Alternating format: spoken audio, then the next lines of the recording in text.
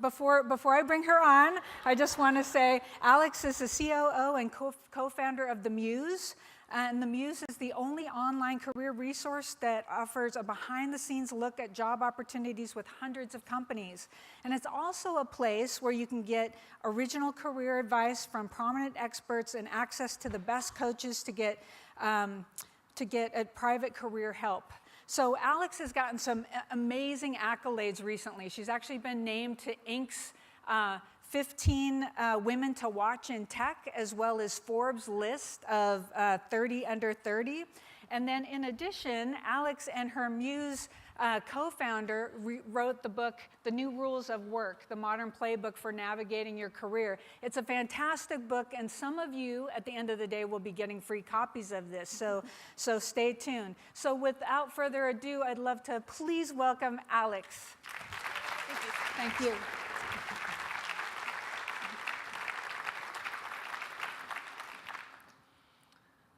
So every summer, age 11 to 17, I used to go to Camp Renoya up in Maine. And as a little girl who grew up in France, getting to hop on a plane by myself, fly across the Atlantic, and be part of this quintessential American summer camp experience was the highlight of my year. And I was born to camp. I went hiking and canoeing. I wove lanyards, played sports, went canoeing again, probably spent half the summer afloat. And when I turned 15, I got a chance to apply to be a camp counselor. And I got it. I was so psyched.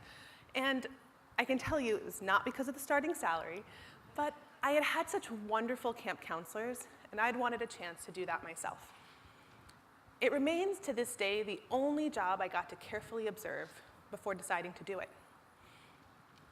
I was a counselor for 2 summers. I was handpicked, well-suited. I learned a lot, but I knew I wasn't going to be there forever. You all know that people don't stay in jobs forever as much anymore. And so then I got ready to go off to college, do the big internships that you plan for. But I still look back at this as my first tour of duty of my career. But my dream, my real dream, was to be a diplomat. My grandfather was a diplomat for Belgium, so he toured around the world, moved over and over again to represent his country. My mom moved 12 times in the first 18 years of her life as a result, but she got to live in Italy and Guatemala and Uruguay, learn all of these languages, be immersed in all of these cultures, and I wanted that for myself. I went to a multinational high school, so I was surrounded by people of all sorts of nationalities. By the time I was 18, I spoke 8 languages nearly fluently, and then I went to college, studied political science, and I was ready to go and do this, be a diplomat. And then I got the internship. My junior year, I got a chance to work at the political section of the US Embassy in Paris. So that's working for the State Department, kicking off my dream. I had learned, I had prepared, I was ready. I was going to change the world. And then reality was not what I expected. The pace of change was glacial. And I was just so ready to make my mark and to change things, and everything felt like it took forever. I knew that there would be bureaucracy, but it was more than I expected. It was actually the first time I realized my very strong bias for action, my sense of urgency. And so my days of idealism turned into days of frustration as this dream I had had died a very slow and painful death because I was impatient. I wanted to make my mark. Patient, like many millennials. So let's talk about millennials for a second. I was born in the 80s. I deserve the label fair and square. I text more than I call. I Instagram my meals. I may or may not have had my phone surgically removed from my hand just to be on stage today. And I've also spent the last 6 years of my life building the Muse, the company that I co-founded, which is best known for really engaging millennials. We help over 50 million people a year with their careers through expert career advice, career coaching, and our job search platform and tools. But we also work with hundreds and hundreds of companies that are looking to reach, engage, and attract millennials. If there's one thing I know about this generation, it is that people have a love-hate relationship with it. There are just a few of the things that I hear. Some of you may have used these terms yourself. So entitled. They want a raise or a promotion every year. They don't pay their dues. No attention span. always looking at their phones, they can't hold a conversation. Lazy, leaving work early to go to SoulCycle. Instagram addicts, guilty as charged. But if there's one thing that we are branded with, I don't think we can lay claim to. It's the desire for meaning. It always puzzles me that people think the sense of purpose is only for millennials. Like we were the first people to want meaning out of life. Maslow was way ahead of millennials. He coined the famous hierarchy of needs back in 1943 that said that what all humans strive for is self-actualization or purpose. So at the bottom, you've got the basic needs, physiological needs, safety needs. So that's food, shelter, warmth. And when we get those, then we move on to our psychological needs. Belongingness, love, esteem, that's friends and family, having a community, feeling respected.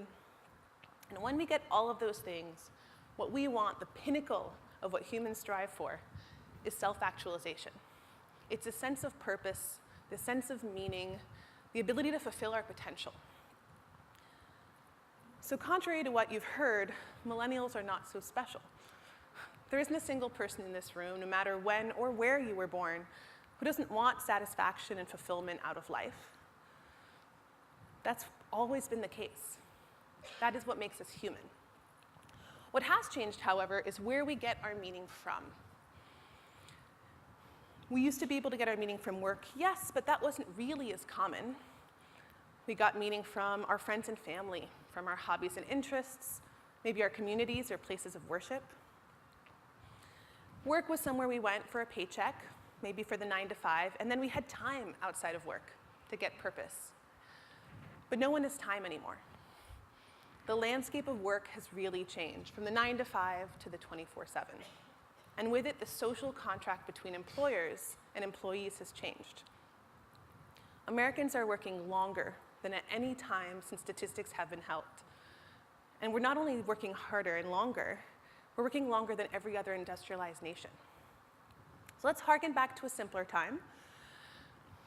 Time before email, before phones, a time when no one could reach you on your commute or when you were out for dinner.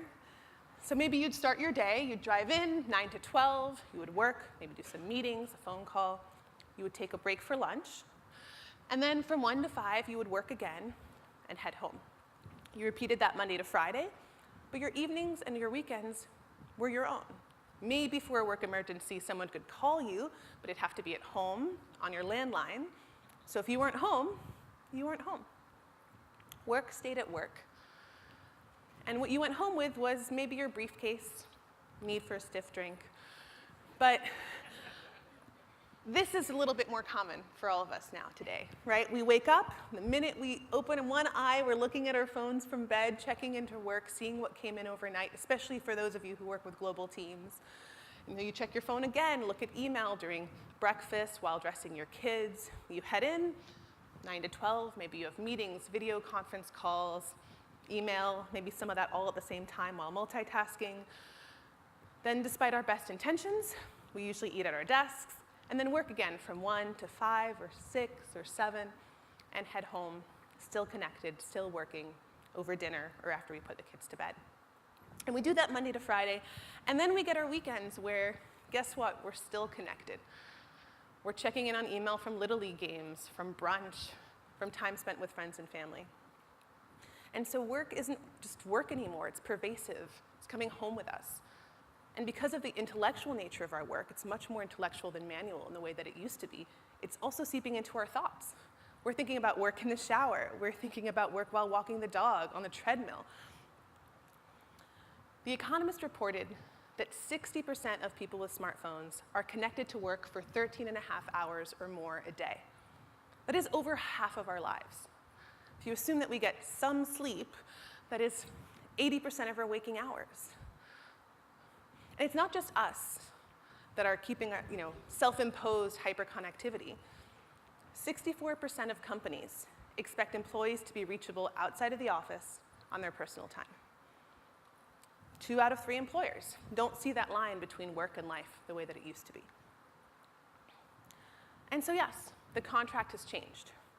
And it's normal that we might want something more than what we did before. That if we're going to give up this much, a paycheck alone might not be worth it. And so millennials are asking more of work than ever before, but so is every other generation in the workforce today. The wrong fit has bigger repercussions. Our identities are tied to work more so than ever before, and you've probably seen the first question most people ask is, well, what do you do? You may have gotten that this morning. So the wrong job has a higher cost. So what does that mean for employers? Well, your employees are less likely to stick around if they're not satisfied and engaged at work. And the best people have a lot of options. And so if they are working as hard as they are, as connected as they are, if they don't feel like they're learning and growing, they could be walking out the door. And so it is business critical to really think about how that impacts us in both terms of both attracting and retaining talent. Because as we all know, the arms race for talent is real, and we are in the middle of it. And the first thing we always think about is how to attract people. It's where most of the budget goes, it's what everyone's thinking about. And we also had to shift there. There used to be a pile of resumes waiting for us, active candidates who knew exactly everything about your company's brand and were looking for a job today. But now to get the best people, we have to go out, tell our stories of our culture, tell the story of our companies, reach passive candidates where they are. And that's hard. So a lot of companies have looked at perks, whether it's ping pong tables in the rec room or maybe a pool table, unlimited snacks, or if you're lucky, we are not, having catered lunch and dinner. You may get fitness perks, yoga in the office. Some people go so far as to have nap rooms or massages. You see this a lot, especially in tech companies and media companies on the coasts. And for companies who can't or don't offer those, they often think that they can't compete. But that's not true. I believe you need to be telling the story of why employees should stay, not why employees should apply. Because the hard thing is how to develop and retain your employees. Retention is a huge problem. You've probably seen this in a lot of your companies. But you get lost productivity, lost institutional knowledge. There's the high cost of not only hiring, but also onboarding someone new, not to mention the loss of time between all of that. And when someone is thinking about leaving, well, that's not going to cut it. When they're not growing and learning and engaged, a ping pong table is not what's going to change their mind. Perks will get attention, but not retention. What I hear from professionals over and over again is they are thinking about where they're going, where they fit into their career, and we hear it most often when people talk about raises or promotions. But really underneath all of that is this desire to grow. I believe in a future where lifelong learning is the new perk. And when paired with career development, I believe lifelong learning is what really impacts retention. And it needs to be a must-have, not a nice-to-have, both when thinking about empowering individuals, but also about supercharging your company's performance. BlackRock is a company that's actually doing this incredibly well right now. Their CEO, Larry Fink, has been really outspoken about employee reskilling, not just as important for his company, but for all employers. In his annual letter to CEOs, he said, America's largest companies, many of whom are struggling with a skills gap in filling technical positions, must improve their capacity for internal training and education to compete for talent in today's economy and fulfill their responsibilities to their employees. Smart guy, Larry Fink. I believe that those two pieces are actually the key. It is a mix of competing for talent, yes, but it is also our responsibility to our employees. So they do this in a number of ways. They're reskilling a percentage of their workforce, looking at tech skills specifically. They have a great management program for anyone who has employees under them. And when they do their annual surveys, they don't just look at employee engagement, which many companies do, but also employee enablement. Are we letting our employees and enabling them to do their best work? And it's paid off. BlackRock has been on Business Insider's Best Employers list, as well as a lot of other awards. And 73% of their employees report high job satisfaction. Because that is what your workforce wants. 68% of millennials who believe they had the opportunity to learn and grow in the past year plan on staying at their employer. They're going to stay. But on the flip side, 60% of millennials would consider leaving their jobs if they didn't feel engaged at work. Imagine if 60% of your workforce walked out tomorrow. It's really critical to think about how we engage and how we help people learn. I know it's something all of you think about every day, about whether they're going to stay.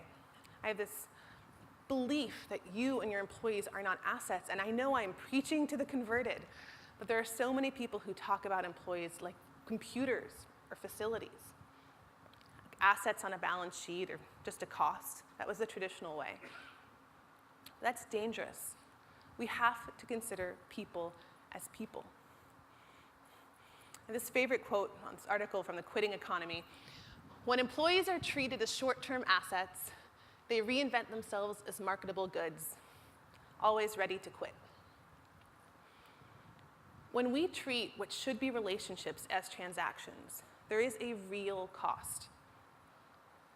So ask yourself, think about your teams, think about the way your company is set up. Are your employees treated like short-term assets? Are the policies or practices you have in place making them feel replaceable or disposable? Because HR is about people, not assets, about humans, not resources. And what I've learned from experience is that when you are investing in people, that is what makes them engage in the influencers that are going to be talking about your companies, that are out there sharing your mission and your values. You need the right talent for tomorrow, not just for today. We're here talking about the expertise economy. But we know that skills don't grow overnight. That comes from an investment in people. There's this evolution of the CFO role I think has been so interesting. CFO used to be considered a bean counter, a number cruncher. They would produce reports looking back at historical financials, and people would read them monthly and quarterly. But now CFOs are strategic partners to the CEO. They're thinking about product expansion, about market expansion, about pricing. They're really helping drive the business forward, all the while bringing their financial expertise to bear. I believe that our industry is going through the exact same transition and needs to go through the same transition. A lot of companies are doing it already, embracing larger people or talent teams, creating really engaged and engaging learning and development departments.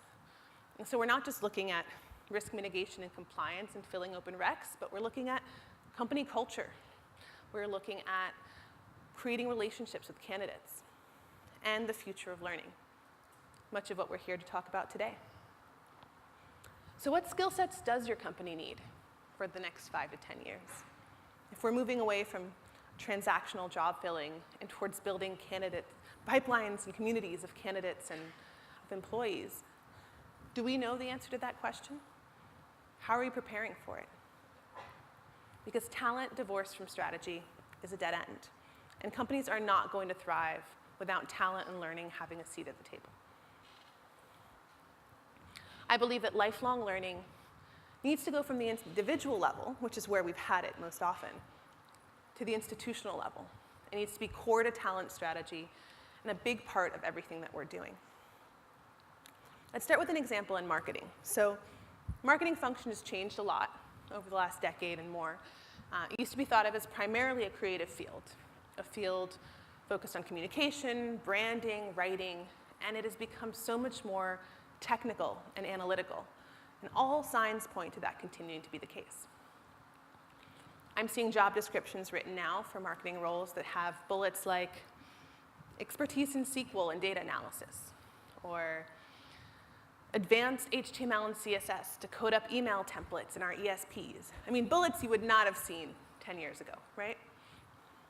And so there are two ways and two problems in which I see companies handling this sort of situation. The first is the search for the elusive unicorn. As we all know, unicorns are rare, or as I like to remind our recruiters, imaginary. And so companies are still going out, though, and looking for this unicorn candidate. This candidate that checks all the boxes, has this very specialized background and experience in just the right industry, and if you do manage to find them, is usually incredibly expensive. And as learning professionals, you may have had the same thought as me, which is, well, if we looked ahead and knew that this role was opening up in 6 to 12 months, instead of waiting to fill the role when it comes up, well, maybe there's another way.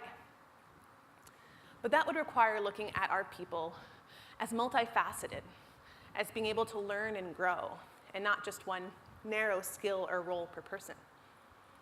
Because the first problem that I see is the search for the elusive unicorn, but the second problem is treating our employees like one-trick ponies. Poor pony. It's underestimated so much. And I know we've all done it. We have pigeonholed people into roles and not thought more expansively about where they could go. Let's go back to the marketing example for a second. If we knew that role was opening up in the next year, we might not have someone in our companies right now who can fill it, but could someone grow into it? Maybe you have a front-end engineer who's not super satisfied in their role, wants to be closer to the business, is curious about that. Could they be taught a marketing skill set, embedded in some cross-functional projects, learn on the job? Or maybe you have an amazing creative marketer who has shown both the interest and the aptitude towards analytics, but who is nowhere near technical enough. With 6 months to go, could they go through training programs, take classes, go to conferences, maybe get certified? Absolutely. In the expertise economy, people don't need to do just one thing anymore. And that is what your people want. 87% of millennials say that career growth and development is important to them in a job. And when you invest in them, they stay. But, as you may know, we're not always great at delivering this. Less than half of millennials strongly agreed that they had opportunities at work to learn and grow in the past year. Just think about that, less than half. The majority of your employees could be feeling like they haven't grown in the past year.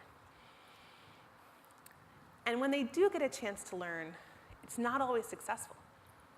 Only a third of them strongly agreed that their most recent learning opportunity at work was well worth their time. You know what that means? Hashtag sad pony. Just think about all those employees who want to learn and grow and stay with you if only given the chance. And look, this is important. We do it ourselves. Let me tell you 2 stories. First is Jimmy. So Jimmy joined us as a data scientist. He was our first data hire. It must have been 20 people or so a couple years back. And from the get-go, not only did he show his strong technical data acumen, but he was always really interested in the business. So as the company grew, we knew we wanted to create a larger business intelligence department. And so we groomed him, tapped him, and he ended up managing our first business intelligence analyst and becoming a manager. And so as a small company, he wasn't going through formal training programs, but learned on the job both the management skills and more about our company. And as he continued to do that, Jimmy showed a lot of interest, not just in looking at what the data was telling us about our company today, but wanting to impact the business and the product. So we created cross-functional opportunities for him to work with our engineers and our product managers, for him to really get embedded and use what he knew about the business to make our products better. He ended up transferring into a product manager role, managing our data and analytics. And for him, obviously there was a learning opportunity. He got a chance to go and do all these things. But for us, we also benefited, because we had someone go into that role who knew our data, who knew our infrastructure, who knew our company well. He also had great cross-functional relationships. He was able to hit the ground running so much faster than if we had hired someone from the outside. Did he have all the product management skill set at the beginning? No, but that's something we could train him to do. Second example is Michelle. She joined us as an intern straight out of college on our production team. She was writing copy for our clients, working with photo and video. But outside of her day-to-day job responsibilities, she was always the first to raise her hand for anything having to do with employee engagement. She was on our social committee. She helped create a new tradition that we do for our anniversaries. We call them Muse-iversarieswhere everyone gets a deck, little presentation with quotes from people thanking you for the work you've done for the last year. It's become a huge favorite. And so when we knew we had a junior position opening up on our talent team, we encouraged her to apply. We interviewed her alongside other candidates, and Michelle became our HR associate. We did have to cross-train her in some of the functional skills, but especially for a junior role, That's not a very difficult thing to do when you have someone who's smart, engaged, and incredibly engaged in the business. But I've done this myself too. Let me tell you a little bit of my story. When Catherine, my co-founder, and I first started the Muse, one of the big decisions was how we were going to divide our roles.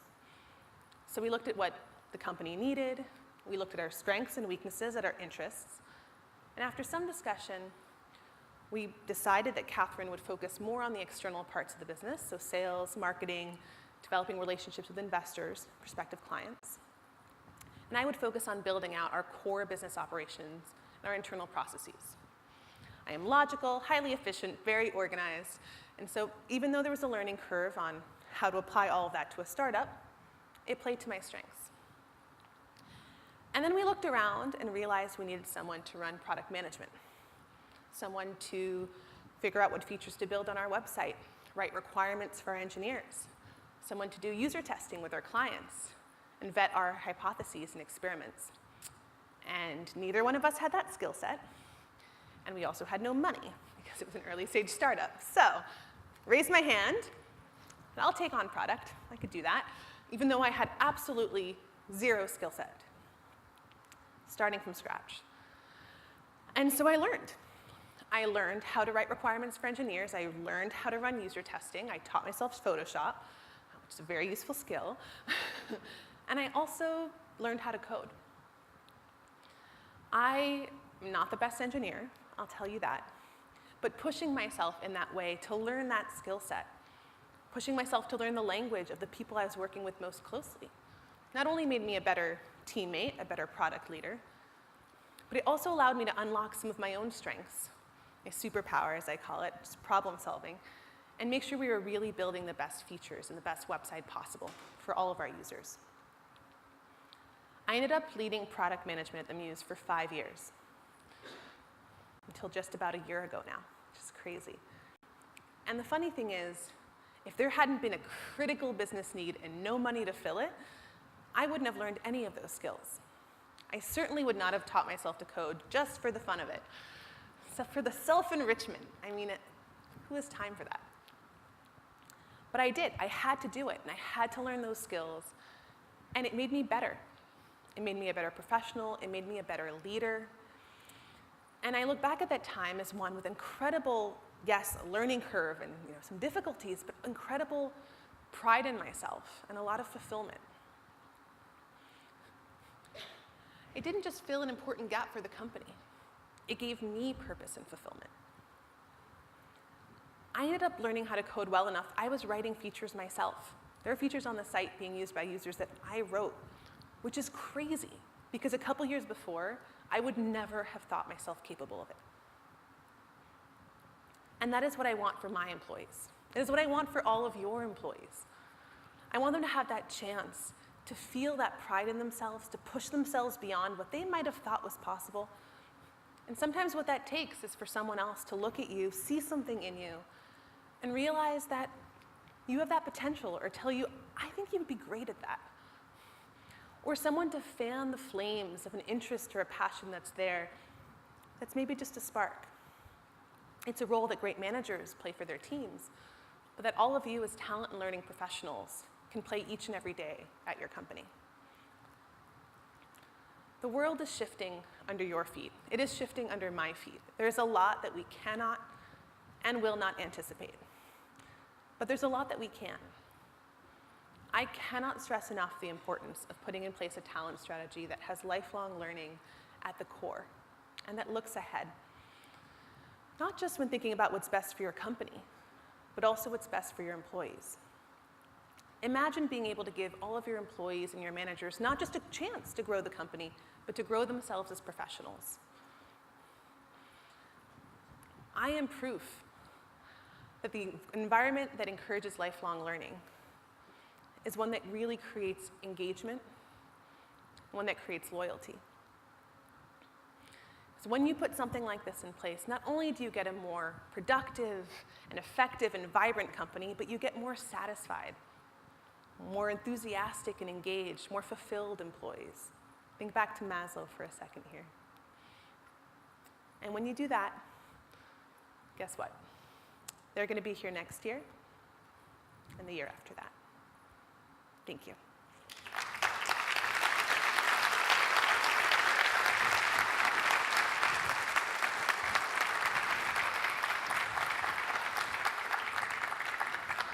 So we've got a little bit of time for me to take questions from anyone in the audience. Got a mic here up front. Please do not hesitate. I'd love to make this a learning opportunity for all of us, myself included. So if there's anything that I can answer, please raise your hands. Don't be shy.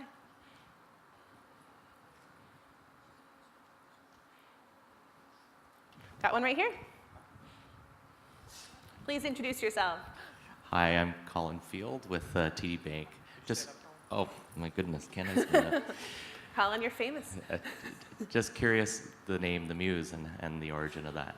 Yeah, absolutely. So when we started the Muse, a big part of what we wanted, we looked at all sorts of names tied to careers and learning, and there's a lot of good and bad feelings that can come with those words, and we wanted to really be a place that focused on inspiration and aspiration as well. So a lot of our users who come to us are trying to figure out their next step.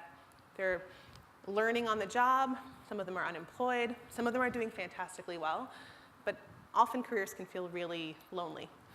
And it's a really personal and difficult emotional experience to go through the highs and lows of one's career. So we wanted to really bring that inspiration, which comes through, I think, in a lot of our voice, which is a little bit more playful than you might see otherwise. Question up front. Good morning, great presentation. Thank you. Do you like Muse the band?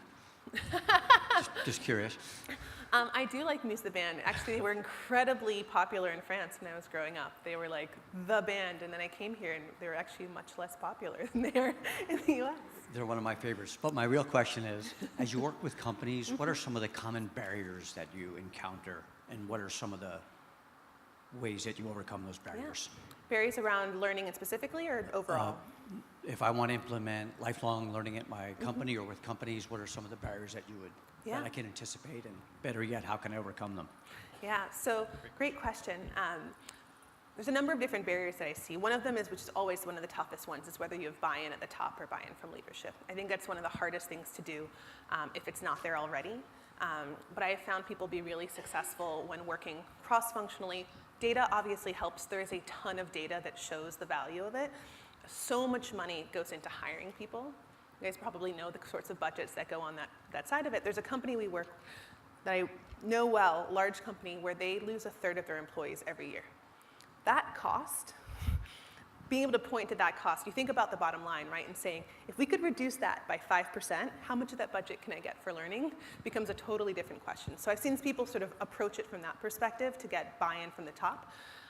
The second is figuring out what really engages their employees. You may have experienced this yourself. You put in place a program, you're ready to go, it's what they tell you they want to learn, and then no one shows up. Or they don't go through the whole thing and the engagement isn't there. And there's usually one of two things happening there. Either it's something around the program not matching the employees are looking for, which you can learn. The second, I think, is more cultural, and people actually miss it more often, which is it okay for me to take time out of my day-to-day work to go and do this learning program? Is that supported by my manager? And so you need to really get managers on board. We've actually, in a couple of different places, either made it mandatory, including managers. So like we did a feedback training, and we're like, the whole company's going through it. All of you, executive all the way down. And we had the executives go through it first. They really benefited from it, and then they went and told their teams and evangelized and said, oh, you guys are gonna love it, it's coming up next week. It's one way to do it. The other is to actually track, right, who shows up, and to grade is maybe a harsh term, but to consider looking at how effective the managers are at developing their teams, about how much are they engaging with the learning programs at the company. So those are a couple of the things that helps. Awesome. Got a question back here? Hi, my name's Don Ledbetter. Hi, Don. Two items. First, when we look over generations historically, we find that the newbies, whoever the newest generation is, exhibit a unique set of behaviors that when they get married, have a family, buy a home, many of the qualities we're talking about go away. So the first is whether the millennials will likely to follow that pattern, because we're talking about the X generation, they did it. Secondly, the most significant influence in whether an employee stays is their manager. So the question is, which has a greater influence on retention, the absence of learning, or the way the manager treats the employee. So I suspect learning is going to be much lower on the curve if you have a bad manager. So over 50% of employees, when they leave, say, my manager's the reason I'm leaving. So how would your program, the Muse, help people who don't like the manager stay longer for retention? So 2 questions. Thank you. Great. I'll start with the first one. So in terms of the generation shifting, that's certainly been a pattern in the past. And in the last 5 years or so, because they're millennials now in their late 30s, early 40s, right? They're not all 21 anymore. In fact, 21-year-olds aren't millennials. Looking at the shift, a lot of the home buying patterns and a lot of the marriage patterns have just pushed out. So there is an expectation that millennials in some places will show that, but especially in urban cities, in more sort of white-collar, higher, more affluent, millennials aren't exhibiting all the same patterns. They're renting a lot more for those sorts of behaviors. I do think there's a bigger piece, and talked a little bit about it, but where it's actually not necessarily just that millennials are different, but that work has changed. And so the way in which people who work today, who were working 20 years ago, their day-to-day is also different. What they're looking for from work is also different. And so I think really reframing it as less of a generational conversation, but one about if the contract has changed. You used to get security, you probably got retirement benefits, you got health care, you got to go home and not be working late at night. If you were like 80% happy with work, that's actually a decent trade-off. If you are working all the time, you're financially not in as good a position as you were, you're not getting health care, you're not sure how you're going to retire, you're not going to stick around quite as much. So I think those dynamics are actually really important when looking at the generational shift. To your second question about managers, that is a huge one. Yes, managers is a big, big reason that people do not stay. I think it's important to invest in both. I actually think learning and development is one of the ways in which I would handle management not going well, right? So like having a really, really good management training program. I'm a big believer that management is a skill set. It's not something you are born with. And so you have people who are these individual contributors who are thrown into these roles and they expect themselves, they don't even know. They expect that I'm magically going to know how to manage. But there's some actual hard skills there in terms of how do you run on one-on-one, how do you give the good feedback, how do you delegate effectively, how do you communicate, like all of these things. And so I think that if you don't have a really great management training program in place, that's actually where I would direct a lot of resources.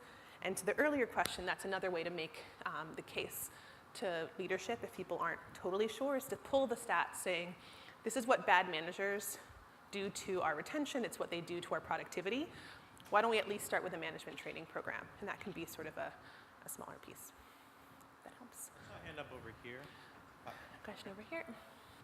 Hi, my name is Mary Ann Snow, and I found myself obviously nodding a lot because I agree with what you said, but I want to talk about the shift that's happened where employees have become a transaction, where we're part of a balance sheet, and so every time that there's some sort of a downturn, or if you're a public company and you have pressure from the street, when people are reducing expenses, layoffs have become an easy panacea. Yeah. So let's talk about that barrier, and let's talk about that mental shift, and how are you and people that you're dealing with helping people to get back to the notion that talent is an asset, and as opposed to a transaction that can be reduced, because that's driving a lot of the cynicism.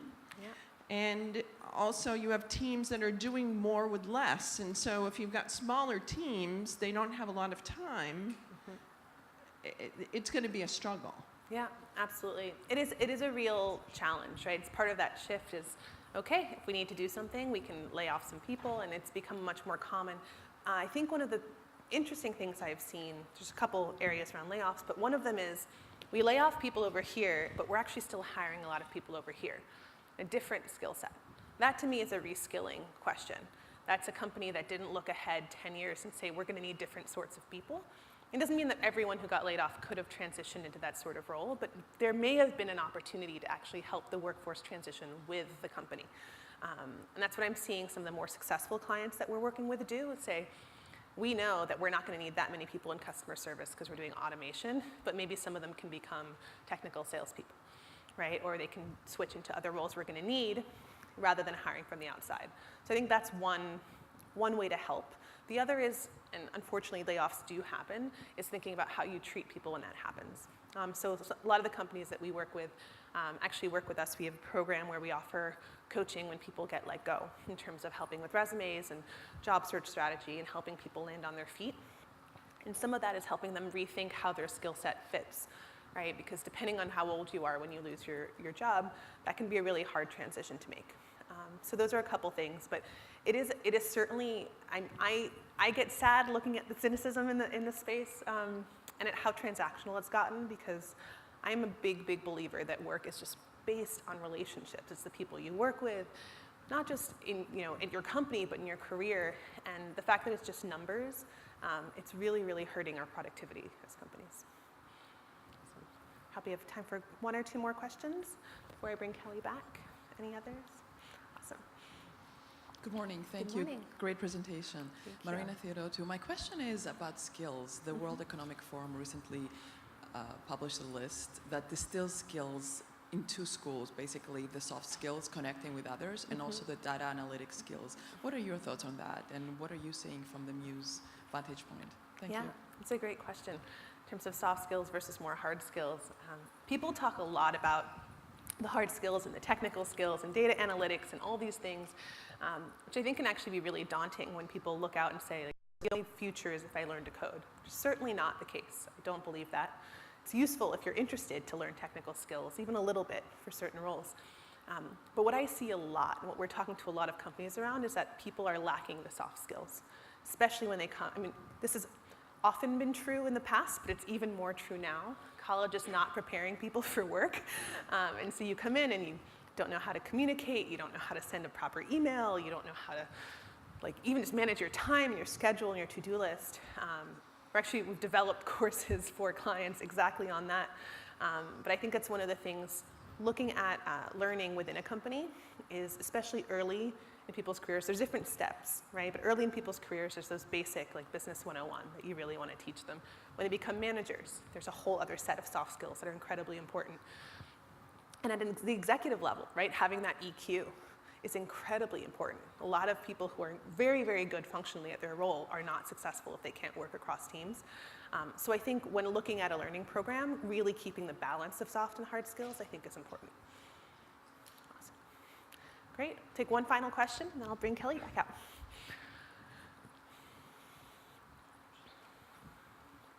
Hi, my name's Julie, and I work for a customary tech company, and we have a ping pong table and food and snacks. So my question is... Congratulations. Thanks. But we also have retention issues. So I just wonder if you have any advice of eliminating perks and increasing learning, or if you've seen any best practices of how to create that shift, get that going. Yeah, I think looking at why people stay is a really big thing. There's someone I know who has this tradition I love that I recommend to people often, which is, we're used to doing exit interviews. So when people leave, you find out why they're leaving, what's wrong. He does staying interviews. So he takes people he really loves and hopes stays and asks them why they're still here. What is keeping you here? Is it your manager? Is it the opportunities to learn? Is it the comp? Is it that you're inspired by our mission? That sort of exercise, especially if you said, I talked to our 30 top performers, our highest potential people, and this is what I heard, I think we need to invest more into those things. Where could we take budget? None of them are mentioning perks, or whatever else money is getting spent on could be a way to help shift. Because what I've seen, especially at companies like that, is CEO knows who those high performers are, the leadership does. They don't want to lose them. And so that's sort of a way, without spending too much time, to pull up some themes that might help reinvest in what's important. Awesome. Kelly, come back out. Thank you so much. I want to give Alex a warm thank you, and thank you for helping us navigate the new world of work. It's really important today. It's my pleasure. Thank you. Thank you. So next up, we have...